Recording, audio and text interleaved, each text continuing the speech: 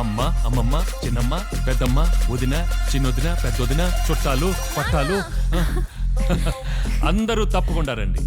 మన కూకట్పల్లిలో మర్రి golden diamonds April 12న బ్రహ్మాండమైన ప్రారంభం. Save the date, save the money. Marri golden diamonds, the honest jeweller.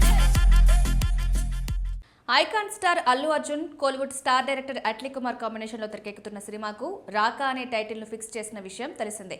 Bunny birthday సందర్భంగా ఈ మూవీ టైటిల్తో పాటు ఫస్ట్ లుక్ పోస్టర్ను మేకర్స్ విడుదల చేశారు. విడుదలైన వెంటనే సోషల్ మీడియాలో వైరల్గా మారి అభిమానులను విపరీతంగా ఆకట్టుకుంది.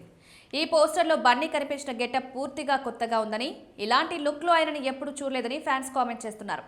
బాక్సాఫీస్ వద్ద ఈ సినిమా మరోసారి భారీ రికార్డులు సృష్టిస్తుందని అభిమానులు నమ్మకం వ్యక్తం చేస్తున్నారు. సుమారు 800 కోట్ల భారీ బడ్జెట్తో సన్ పిక్చర్స్ ఈ చిత్రాన్ని నిర్మిస్తోంది. బాలీవుడ్ స్టార్ దీపికా పదుకొనే హీరోయిన్గా నటిస్తున్నట్టు సమాచారం.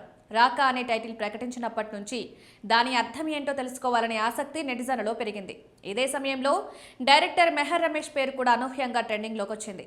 ఈ సినిమాతో ఆయనకు ప్రత్యక్ష సంబంధం లేకపోయినా ఈ టైటిల్కు మాత్రం ఒక ఆసక్తికరమైన కనెక్షన్ ఉంది.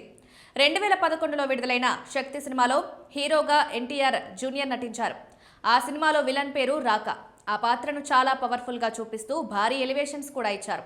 ఇప్పుడు అదే రాకా పేరు అల్లు అర్జున్ సినిమా టైటిల్గా పెట్టడంతో నెటిజన్లు సోషల్ మీడియాలో ఫన్నీ మీమ్స్ క్రియేట్ చేస్తున్నారు. ప్రస్తుతం ఫేస్బుక్, ఇన్స్టాగ్రామ్ ఓపెన్ చేస్తే రాకాకి సంబంధించిన మీమ్స్ పెద్ద ఎత్తున వైరల్ అవుతున్నాయి.